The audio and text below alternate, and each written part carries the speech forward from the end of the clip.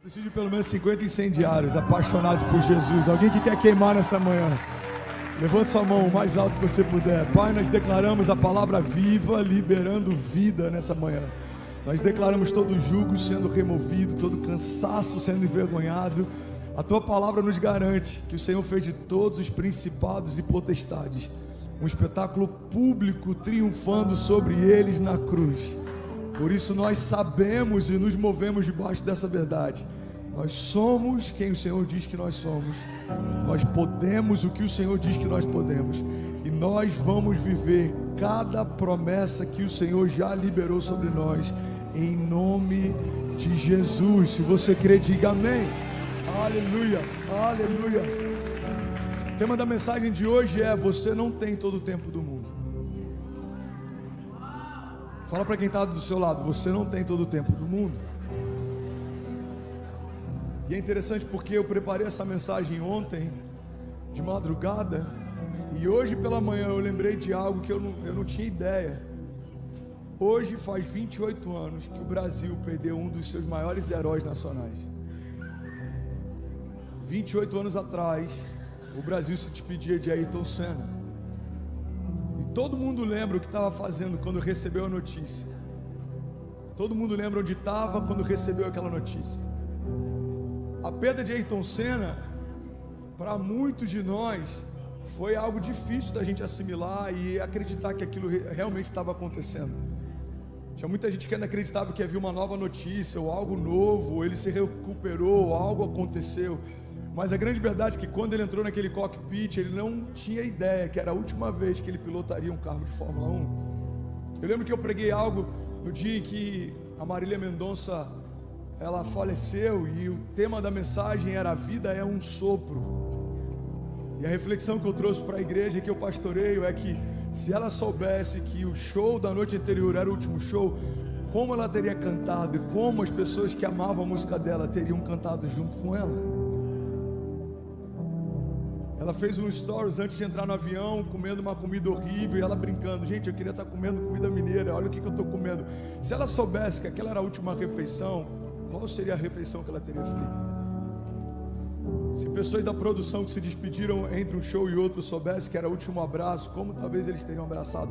A grande verdade, irmão, é que a gente não consegue viver nesse nível de intensidade sempre, porque seria perigoso a gente ficar até melancólico. Mas a gente precisa, em alguns momentos, parar para pensar qual é o nível de consciência que a gente tem da finitude da nossa história e como a gente está encarando palavras de vida eterna que Deus tem para nós.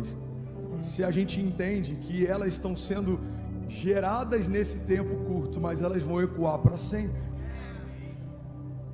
Se eu tenho mais 20 anos, eu tenho 20 anos para construir algo com Deus que vai falar na eternidade para sempre.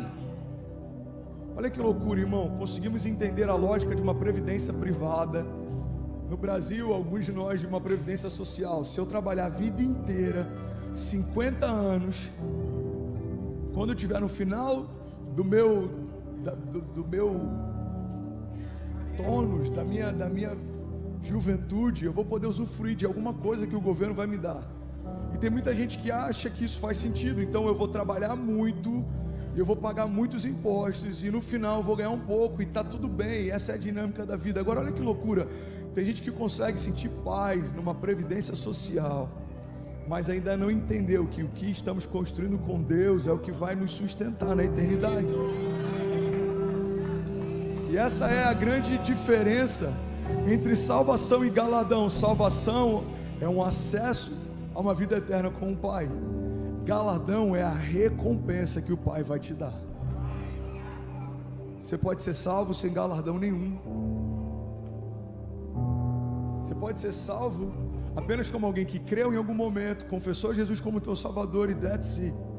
Viveu como se Ele não existisse nos seus dias. Por quê? Porque não acessou o sobrenatural, não buscou milagres, não andou em fé, não andou sobre as águas. Pastor, é possível crer em Jesus e não viver o sobrenatural? Irmão, é o que mais acontece. Porque se isso não fosse tão comum, a gente não veria tantas mensagens sobre o poder de cura nos púlpitos e tanta ausência de cura na igreja. Quantas pessoas pregam sobre cura? Quantas comunidades têm vivido cura? Quantas pessoas pregam sobre prosperidade? Quantas comunidades têm vivido prosperidade?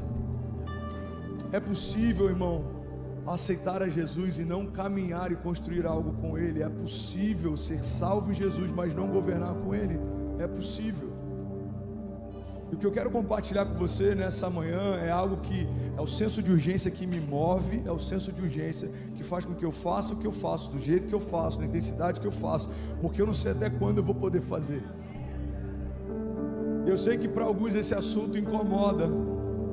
Pastor, você não fala demais isso, irmão. Eu estou falando enquanto eu posso. Em algum momento eu vou parar de falar e alguém vai se lembrar do que eu falava. Uau, parece que ele sabia que era o último ano dele. Cara, que loucura, parece que ele sabia que era a última cruzada, parece que ele sabia que era a última mensagem. Irmão, isso nada mais é do que humildade. Humildade, você entender que o Criador tem controle sobre a tua vida, entende qual é o final da tua história, mas você não foi dado o direito de saber. Então, porque eu não sei quando é o último dia, eu preciso ser intencional na construção da minha história com Deus, como se cada dia fosse. Um dia a gente acerta. Um dia a gente acerta. Irmão, olha para mim. Por que eu estou falando sobre isso? Porque tem uma geração de espectadores enchendo igrejas, mais uma pequena porção de filhos construindo algo com Deus. Estar numa igreja não te torna alguém pleno em Deus. Comer McDonald's todo dia não vai te tornar o Ronald McDonald. Comprar uma ação da Apple não te torna sócio dela. Teve um cara esses dias que ele comprou uma ação, não lembro de qual que foi a rede de lojas, não sei se foi a Magazine Luiza. Ele comprou uma ação, chegou lá e falou: eu quero esse fogão, essa geladeira, esse micro-ondas. Você, eu vou pagar como? Não, eu sou sócio, separe que eu estou levando. Não, uma ação não te faz dono de nada. Não, sentar numa igreja não te faz alguém que governa com Jesus. Não, dormir na garagem não te torna um carro. O ambiente não é o que te modifica, não é sobre geografia, não é sobre estética, é sobre essência. Uma nova natureza te torna uma nova pessoa. Você está comigo? Tem muita gente pregando o evangelho que fala: olha, não tem a ver com o que você vai fazer. Isso é mentira, irmão. Não é mais importante o que você vai fazer, o mais importante é o que você vai se tornar. Mas porque você se tornou, agora você precisa fazer. Qual é o sentido de um rei que não reina? Qual é o sentido de um príncipe que não governa? Qual é o sentido de alguém que recebeu autoridade, mas não usa? Qual é o sentido de alguém que carrega o poder de ressurreição, mas não traz vida àquilo que estava morto? Qual é o sentido de receber de Deus a glória de Deus e não caminhar em glória? Então, o que fazemos é uma expressão de quem somos. O mentiroso se torna mentiroso porque ele fala muita mentira. Um orgulhoso porque ele tem muito orgulho. E um filho de Deus porque ele caminha debaixo de paternidade. Se servimos a um Deus de milagres, precisamos nos mover em milagres. Se cremos no Deus do sobrenatural, precisamos acessar o sobrenatural.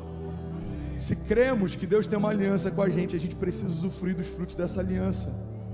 Você está comigo? Porque você não tem todo o tempo do mundo.